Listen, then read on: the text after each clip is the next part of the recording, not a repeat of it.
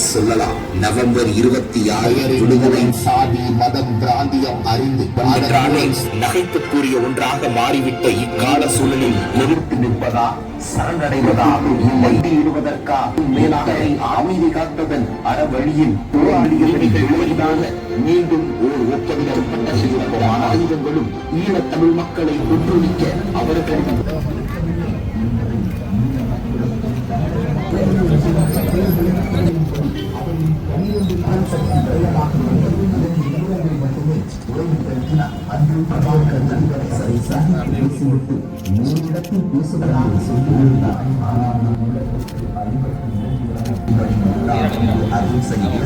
ஆட்சியாளர்களின் காதல்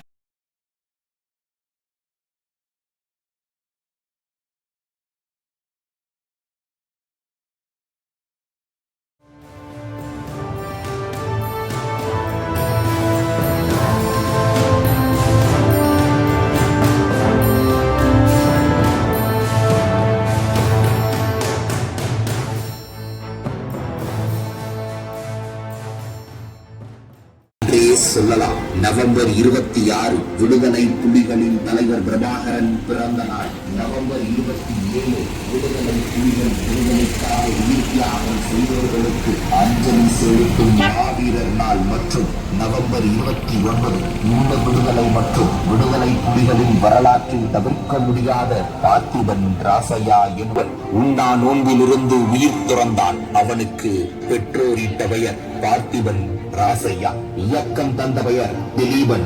ஆம், பெயரின் மூலம் சாதி மதம் பிராந்தியம் அறிந்து அதன் மூலம் சிறு பிரிவு ஏற்படாவன் என்றாலே நகைப்புக்குரிய ஒன்றாக மாறிவிட்ட இக்கால சூழலில் கொண்ட கொள்கைக்காக சிங்கள ஆட்சியாளர்களிடம் அடிமைப்பட்டு இருந்த தன் தாய் நிலத்தை தந்து வந்த அமைதிப்படையின் ஆதிக்கமும் சேர்ந்துவிட செய்வதறியாது திகைத்தனர். ஈழத்தை எதிர்த்து நிற்பதா, சரணடைவதா, இல்லை அவர்கள் கொடுப்பதை பெற்றுக்கொண்டு மண்டியிடுவதா? கொடுப்பதை பெற்றுக்கொண்டு மண்டியிடுவதற்கா இத்தனை ஆண்டுகால போராட்டம்? தம் முன்னோர் 30 ஆண்டுக்கும் மேலாக அமைதி காத்ததன் அறவழியில் போராடியதன் விளைவுதான் என்ன? என்ன மிஞ்சியது? நில உரிமை இல்லை, வரி வசூல் செய்யும் உரிமை இல்லை, காவல்துறை அதிகாரம் இல்லை, கல்வி உரிமையில் பாகுபாடு. எனில் அவர்கள் கொடுக்கும் அதிகாரத்தால் என்ன செய்துவிட முடியும்? கூடுதலாக கொடுக்கும் அடக்குமுறைகள் வேறு. அதற்கு பிறகுதான் ஈழத்தமிழ் இளைஞர்களின் கையில் ஆயுதம் வந்து சேர்ந்தது. சிங்களப்படையின் ஆயுதங்களுடன் உரிமைகள் பறிபோக மீண்டும் ஓர் ஒப்பந்தம் கையொப்பமானது.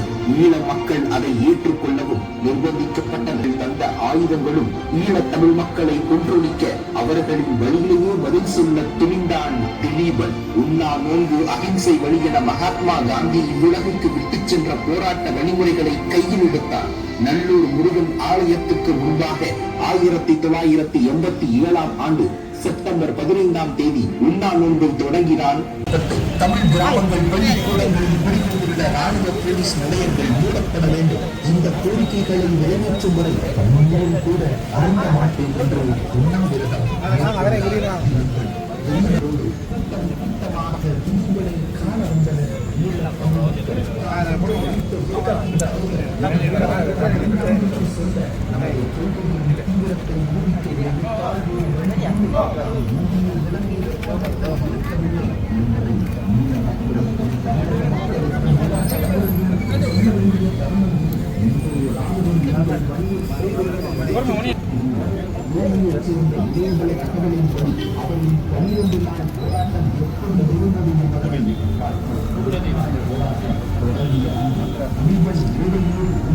போராட்டத்தை பற்றி விளக்கங்களை கொடுத்து 2ஆம் நாள் அதிகாலை ஜூன் 7 மட்டும் கழித்துவிட்டு முதல் சக்தி விரைவாக வேண்டும். 2 நிமிடங்கள் மட்டுமே உறவு பெருக்கினார். அன்று பிரபாகரன் விருதுகளை சந்தித்தார். 3ஆம் நாள் தீபம் இழுக்கும் போது தண்ணீர் வெற்றி உதவுகள் வெடிப்படைந்திருந்தன. மேலும் 20 நிமிடங்கள் முயன்றும் சிறுநீர் கழிக்க முடியாமல் அவதிப்பட்டுள்ளார். மருத்துவ சோதனைக்கு மறுத்துவிட்டார். 4ஆம் நாள் இறுதி நாள் படுக்கையை விட்டு எழுந்திருக்காமல் படுக்கையிலேயே சிறுநீர் ஏற்பாடு செய்ய ஆழ்கோட்டை இராணுவ கர்னல் அவரை சந்தித்து பேசிவிட்டு மேலிடத்தில் பேசுவதாக சொல்லியிருந்தார். 6ஆம் நாள் இறுதி நாள் பேச முடியாமல் போனது. 7ஆம் நாள் இந்திய பத்திரிகைகள் இலங்கை சென்றிருந்தது. அவர்களிடம் திலீபன் எந்த முடிவும் நல்ல முடிவாக இருக்க வேண்டும், கோரிக்கைகளை நிறைவேற்றுவதாக அவர்கள் எழுத்தும் தர வேண்டும், இல்லை என்றால் நான் உண்ணாவிரதத்தை கைவிட மாட்டேன் என்றார் திலீபன். அவர் முஸ்லிம்கள் பொதுமக்களின் உண்ணாவிரத போராட்டத்தில் களமிறங்கினார்கள். 9ஆவது நாள் விடுந்த நாள் கணித்திருக்க முடியவில்லை. அன்று இந்திய குழுவர்கள் மற்றும் விடுதலை புலிகள் இடையே 2 கட்டமாக பேச்சுவார்த்தை நடந்து தோல்வி. 1952 வானத்தில் இருந்து என் தோழர்களுடன் சேர்ந்தனா உன் சீருடைகளை எனக்குத்தா என்ற பாடலை அங்கிருந்து பாடினார்கள். அவர் வைத்த கோரிக்கைகள் எதுவும் நிறைவேற்றப்படாததால் 12ஆவது நாள் காலை 10:48 அந்த வீரன் ஊழல் அடைந்தார். திலீபனின் முன்னாள் அகிம்சை தேசத்து ஆட்சியாளர்களின் காலில் வயது 23 மட்டுமே. இவரின் மறைவின் பின்னால் புலிகள் அமைப்பின் லெப்டின் கர்னல் திலீபனின் மத்தியில் 12 நாட்கள் கடந்து கொண்ட கொடுக்கிறது என பேசியவர்கள் அது கைவிடப்பட்டு 10 ஆண்டுகள் ஆன பின்னும் அதே நிலை நீடிப்பது குறித்து வாய் திறக்காமல் மௌனியாக இருக்கிறார்கள். எனில் அங்கே அமைதிக்கு தடையாக ஆயுதமோ அகிம்சை வழி போராட்டங்களோ இல்லை என்பது நிரூபணமாகிறது. மறுக்கப்படும் உரிமைகள் தான் அம்மக்களை மீண்டும் மீண்டும் போராட தூண்டுகிறது என்பதும் புலப்படுகிறது.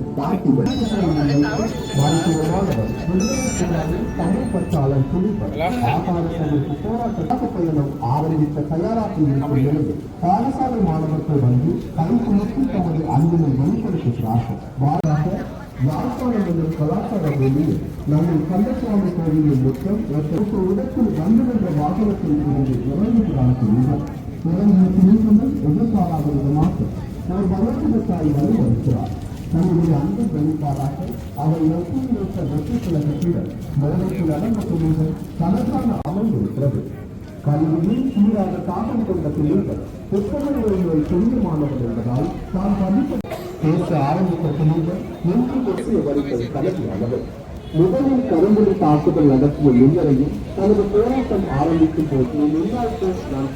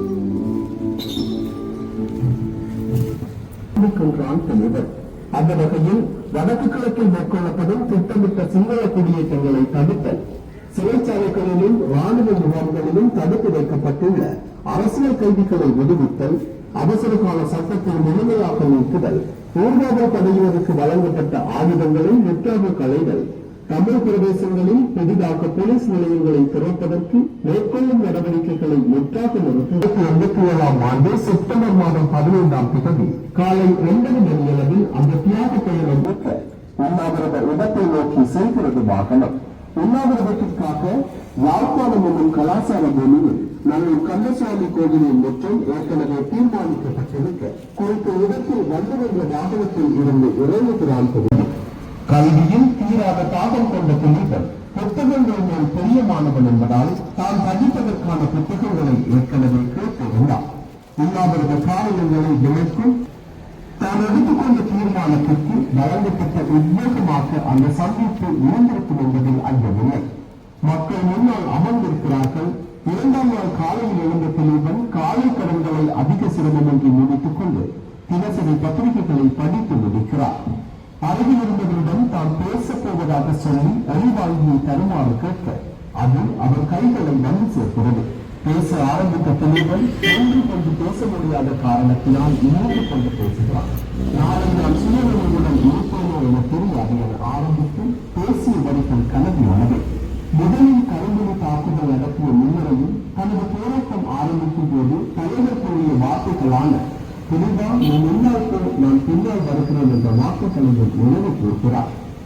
கண்டிப்பாக என் மக்கள் விடுதலையை காண்பார்கள், ஆனால் அதனை காண நான் இருக்க மாட்டேன் என்பது மட்டும்தான் என் ஒரே கவலை என திலீபன் பேசியதை கூடியிருந்து கேட்ட மக்கள் கண்ணீர் விட்டு கதறினார்கள். அன்றிரவில் தலைவர் வந்து திலீபனை சந்திக்கிறார். சோர்வுடன் படுத்திருந்த திலீபனின் தலையை தனது கரங்களால் வருடுகிறார். ஒரு தகப்பனின் அன்பையும் தாயின் பாசத்தையும் ஒன்றாக குறைப்பது போல இருந்தது அந்த ஸ்பரிசம். 3வது நாளன்று பிறந்த திலீபன் பார்ப்பதற்கு சற்று விகாரமாக தெரிந்தார். உதவிகள் வெளியிட்டு ஆரம்பிக்கின்றன. சிறுமியில் கழித்து சிரமப்படுகிறார். பேச்சுக்கள் அதற்கு ஒளி வாழ்க்கையை